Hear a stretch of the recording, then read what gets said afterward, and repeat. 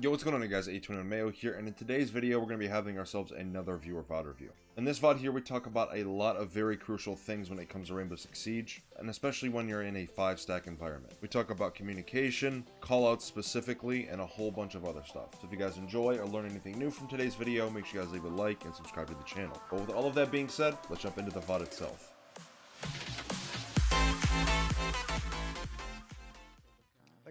If you destroy the mute jumpers, they will open.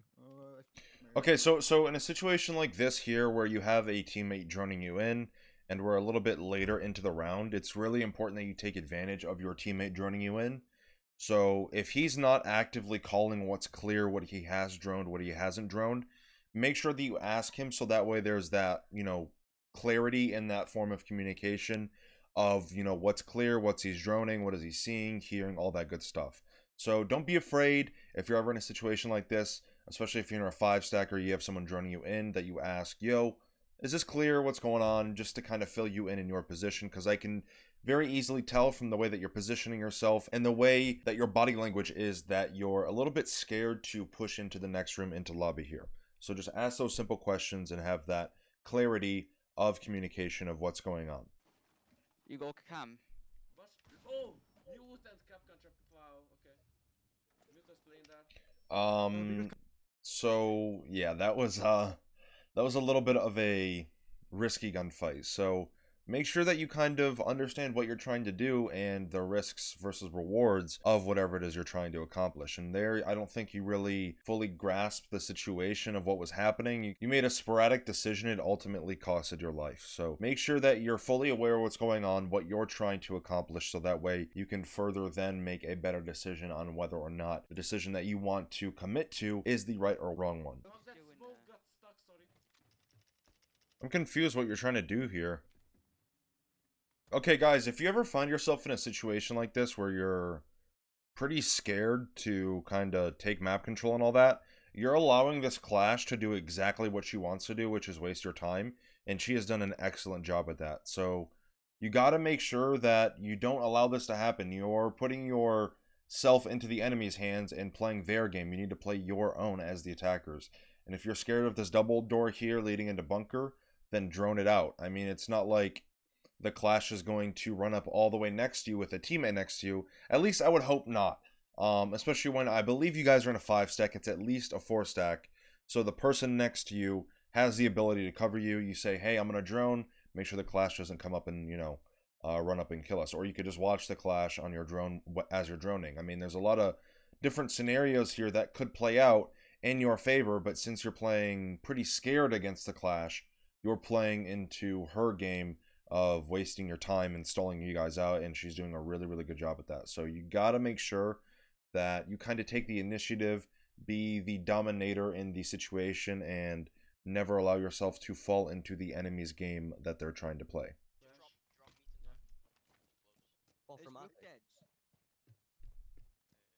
You guys can't be this scared of Clash, man. Like, you guys are messing up real bad here with that. You guys are so unbelievably scared of a Clash.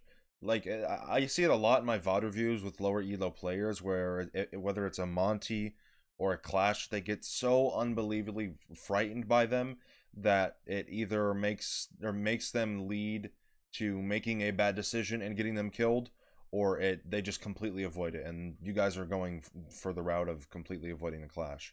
An operator like Clash or Monty isn't fully effective or completely dangerous until they drop their shield. I mean, that's just super basic, and you gotta understand that early on, or else you're gonna lose a lot of rounds just from making one simple mistake of you guys trying to take backside control but not taking bunker control, because that's going to be a huge hiccup in your attack if you guys try to take big tower control, but you guys don't try and clear bunker out, because now the defenders have all of that access into bunker and whatever it might be. And also, you guys wasted a minute and 40 seconds, or a minute and 50 seconds rather, on that Clash bunker and got nothing out of it. You guys got absolutely nothing for your side.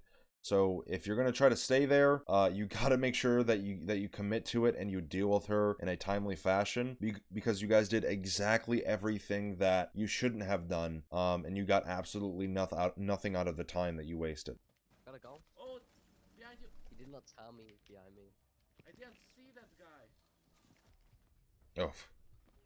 Yeah, you guys are messing up your attacks bad. So the biggest thing that you guys need to do for your attacking rounds is you guys need to apply a structure. There's absolutely no communication going on here. It's just kind of like, oh, I'm just gonna go do this and see what happens. That's all I'm seeing here. You guys aren't communicating, hey, we're gonna take here, we're going to clear this elbow guy, we're gonna deal with this clash. All I'm seeing is just 5 people in a Discord with one another, and you all are just playing like solo queue players. You guys need to understand that the most important thing when it comes to Siege, and especially in a team environment, is communication. If you guys have no communication, then there's no point in you guys playing together. You guys might win a couple more rounds here and there just off of, you know, the skin of your teeth. Like last round, for example, you guys were not in a good spot at all, but you guys ended up winning the round. Those are pretty much luck rounds for the most part. That's more or less the enemy team losing the round than more of you winning the round, if that makes sense. So if you guys are going to be in a Discord like this, and this applies to anyone, if you're going to be in these 5 stacks and queuing with people and not taking advantage of being in these stacks, then there's no point in being in them in the first place. Because if you're playing ranked, at the end of the day, you're there and you want to win the ranked games, or else you'd be playing casual or unranked.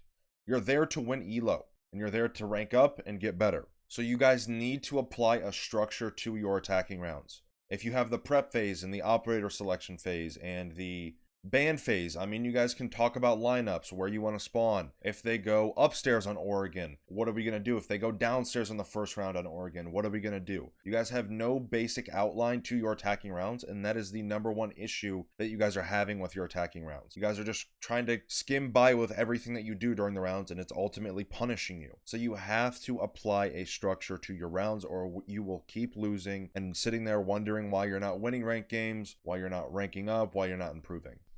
They won bottoms of the Okay, so this is interesting. I remember being in the same position here when I was around the Gold 2, Gold 1 era, or area rather. Whenever an operator was brought by the enemy team, and, you know, they seemed like they were doing a really good job at playing that operator, our team decided, hey, that operator is really good right now, we're going to play the same operator. It's not that that operator is really good and they're playing that operator well, because I'm going to be honest, that Clash did the absolute bare minimum of playing Clash itself. It's not that that operator is good, it's just that you guys suck at countering that operator, to put it bluntly. Like, you guys got so unbelievably scared by that Clash doing basically nothing. I mean, she took away, I think, 5 HP at the beginning of the round, and that was probably her biggest impact, of taking 5 HP away from the viewer here and wasting the 2 minutes on Bunker Door. I mean, she did the bare minimum and pretty much had one of the biggest impacts for that defensive round for them to win. So whenever you're up against an operator like this and your team wants to go them just because they think it might be a good pick, that influence shouldn't really be there, especially in a situation like this where you guys didn't really do your greatest job of clearing that operator. It was pretty much just like a toss-up of the bare minimum on both sides. But ultimately, the Clash won the side of, you know, who put in the most amount of effort there. Oh, I ran into a mutual alpha. Didn't see that coming. Yeah, okay, that's a huge mistake on your part there. Like, you see this guy in closet, you know exactly what he's doing, but you still skim by the fact that you know exactly what he's doing. It's a mutant with a shotgun in closet. You know that he's going to play close with the shotgun, with the nitro cell for the master balcony, and you guys are walking right into it. And also, you're not communicating anything. Like, this goes back to what I was just saying a moment ago of communication. I mean, it's one of the leading factors of why people rank up and how they improve and how they win more rounds and more ranked games. Communication, calling what you're seeing, calling what you're hearing. These are just basic things that a lot of people don't do, and they sit there, twirl their thumbs, and they're like, yo, why am I not getting better? Or why can my 5-stack not win? Or why are we losing ranked games even though we're in a 5-stack? I mean, there's a lot of situations and a lot of things that might be asked, and oftentimes people overcomplicate these answers to their questions by thinking they need to change something drastically, but oftentimes it's right under their nose.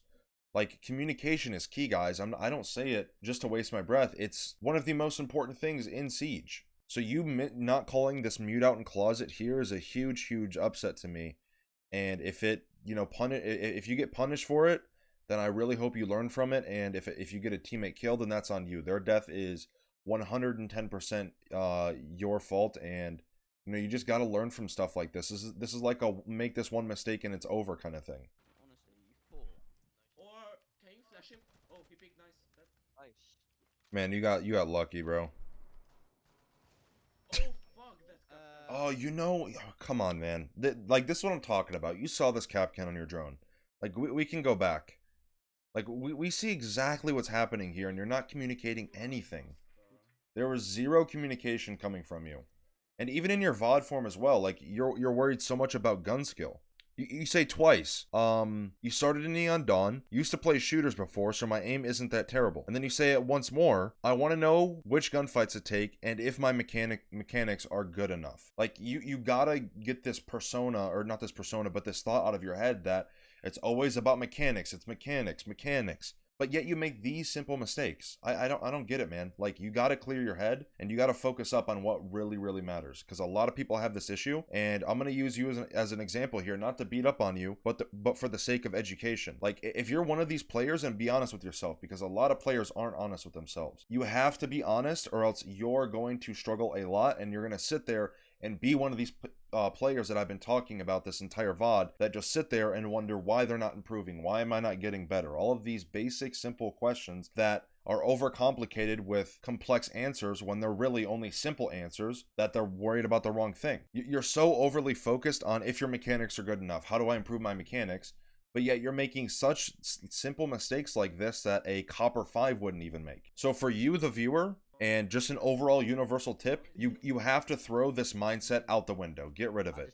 Like, it's chalked. It's done. If you can't make one simple call out about a capcan and a mute playing closet, and you end up getting your teammate killed, then you need to take a step back and actually worry about what matters. Because you have the furthest thing from the right thoughts and the right ideas of how to get better. Where we start? That below. Okay, so this is something that I talk about quite a bit in my videos themselves, is, you know, shield placement, how to play off of shields, how to play smoke more specifically. And you're putting yourself in a pretty, how do I say this? You're putting yourself in a pretty shitty situation, to put it bluntly. You're pretty much putting yourself into a corner, and either which way you go, you most likely will be met with an enemy. I believe the big window is just now being shot open by Callie. Yeah, so Callie just shot open big window, so you have to worry about that. If they bring any nades, Zofia, Ash just died, the Jaeger just killed her, so nades, Zofia, Buck below you, then you're going to have to reposition. If anyone goes trophy door, you're going to be stuck there between big window and trophy door. So I hope you can see where I'm getting at with this. You have to think about your positioning, especially when you're playing smoke, and you're also going to be bringing the only shield for your defensive team. Also on a map like Oregon, there's a lot of different things that go into, you know, utility placement and positioning. It's not just like, oh, I want to play here, let's just see how it is. And, you know, I'll give you the benefit of the doubt. I'll let you play there for one round, kind of learn, and if you get punished for it, then you understand the mistake that, you know, that decision was, and then hopefully you don't make that mistake again. I'll give you that, but for the time being and after, you know, you watch this VOD, you have to understand how influential a shield is, how influential you being placed in a proper position as the smoke player is. Oh my god, man. Come on, dude. This is literally the second round in a row where you've gotten a teammate killed because you didn't communicate anything. And people might say, oh, well, he heard the big window open. Well, clearly the Jaeger did not hear the big window open. And the viewer here that's looking directly at it knows that there's someone big window. Even I know the Callie's in big window, and I'm not even playing. So there's something missing here with you. Like, you need to wake up and understand what you need to focus on. Because this is literally the second round in a row where you've made the same mistake twice, you've gotten a teammate killed, and you're completely oblivious to it. I don't know if you knew this, but this ace crossed. Like, when he smoked this off here, he crossed. And you heard him cross too. Like, if I go back here a little bit and play... Damn it, why do you not tell me there's someone there? After your teammate rages... Someone didn't tell me to get hatch, I would have killed him too. Oh yeah, baby rage. Right there, you hear the ace cross. And you even... Someone's pushing blue. Yeah, you know that he's in as well because you give the call out. But you're taking the right step in the right direction. So that's a good thing. I like to see that. I want you to challenge yourself and try your hardest at, you know, trying to challenge yourself and take the right step in the right direction. But you need to be more specific in someone pushing blue in your call out. Because again, for the third round in a row now, you've gotten your teammate killed once again. I believe it was the Cade this round that you got killed. You know that this ace crossed because you called it out. You hear the audio cues of him running through bunker, and you say someone is pushing blue, but you don't say where or how deep they are. You're just saying they're pushing blue. That could mean a million different things to the other people. So you need to be much, much more specific in your callouts and say, hey, somebody is in bunker, watch your pillar or e-box door. That is much better than just saying, hey, they're pushing blue. Oh, Sofia elbow. Inside. Why is he watching that shit? Holy. No both. Okay, don't fall under the mindset of why is he doing this, why did he do that, because I can sit here and ask you the same thing. Why the fuck are you holding an angle when you're not playing behind the shield? And I can answer your question of why did he pre-aim that and why is he watching that, because you're not playing on the fucking shield. That's why he's watching that. I don't know if you know this, bud, but they can see you as just as much as they can, or you can see them. Like he obviously knows nobody's behind the shield, so where else would he look? Like, oh my god, man, you gotta wake up, my bro. You gotta wake up, my man. Ash killed me. Okay, so with this shield placement, it's really important whenever you're playing more of an extended position or more of a vulnerable position that you want to place the shield in a way where if it ever does get destroyed and you're predicting it being destroyed, an example would be them burning all of your ADSs. That's a good example of, or a good cue rather, of them about to get the shield, or if your Wamais are all burned or whatever it might be, right? So there's a few different ways you can kind of predict that the attackers are eventually going to get the shield and when you should expect them to. So with the shield placement itself, you want to place it in a way where it allows you to cross back to safety. Example, the rotate, you know, the rotate back into sight. It allows you to cross without having to hit a gap. Because the last round and this round as well, you're leaving a gap of the wall here. So right now where you're standing, you're exposed to the bunker door, which is not what you want. So whenever you're placing down a shield, especially in a situation or in an area like this, you want to place it a little bit overlapping over the corner of elbow itself, so that way you can crouch walk away from the shield back through the rotate, allowing you to have 100% cover 100% of the time. Oof, what, oh man. What was that, smoke toss? He's in, fuck. Injured, dead, Kali. Okay, those calls were much better. My only real gripe about that call out would be that you're saying he's in. Maybe your teammates don't know exactly where he's in, so just add that extra piece of information of he's in blue, he's in bunker. A basic call out would be, you know, in that situation, Cali is in blue bunker, somewhere around those lines. You give the operator and you give the place. And you also call more specifically where they are in that area. So with those callouts there, I think what might be happening here a little bit is that you're not a native English speaker. So one thing that could help with my viewers, because I know I have quite a few viewers that don't speak don't speak English as their first language. So one thing that you have to your advantage, especially as a defender, is you have a lot of downtime, and you should be using this downtime for something. So for me, if I'm playing blue elbow like you are here, I'm thinking about what I'm going to do in different situations. I'm running these situations through my head as I'm ADSing at the shield, and I'm just ready to react pretty much. So I'm not fully mentally there because I'm thinking about other things, but I can react at a you know, blink of an eye. So one thing that you could do to help you with callouts, since English isn't your first language, is whenever you're trying to give a call out, think about different areas of the map. So for this example here, Cali runs into blue bunker. You keep running that over in your head, so that way when the time comes where you need to call in an operator and the position and where they are, you can say right away because you know you've kind of prepared yourself mentally a little bit. So that could be something that you could use to your advantage, since you might struggle with callouts a little bit more, since English isn't your first language. And I'm not trying to, you know, beat you up about it or anything. I'm not trying to make you feel bad. I'm just trying to help you with something that you might struggle with. So that could be something that you could use to your advantage. I'm not sure. Maybe try it out, see how it works. All right, so that is going to be the end of the VOD there. If you guys enjoyed or learned anything new, make sure you guys leave a like and subscribe to the channel. I would greatly appreciate it.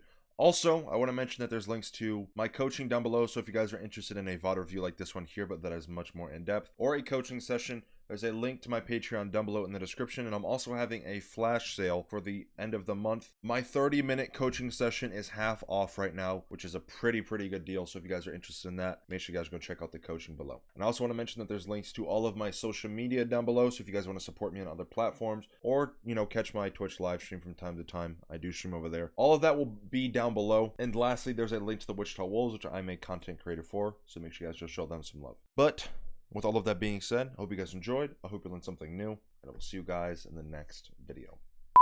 All of that will down be... Fuck me. All of that will down... Why am I such an idiot?